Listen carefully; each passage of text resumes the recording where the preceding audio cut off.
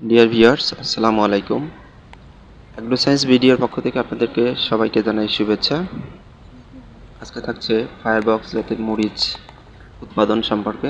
দেখছেন কি পরিমাণ মরিচ ধরেছে এই গাছটিতে।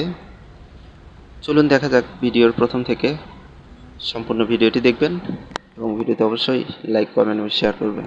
আর আপনি চ্যানেল নতুন হলে অবশ্যই চ্যানেলটি সাবস্ক্রাইব করবেন। দেখতে পাচ্ছেন জমিতে অবশ্য গাছ লাগানো হয়েছে বেশ কিছুদিন আগে, প্রথম দিকে ভিডিওগুলো করতে পারি নাই। তো এখন দেখছেন চারা গাছ লাগানোর পর থেকে গাছগুলো বেশ সতেজ এবং গাছগুলোতে অবশ্য খুঁটি দেওয়া হয়েছে, ইতিমধ্যে বেশ কয়েক পাতা করে বেশ বড়ই হয়েছে।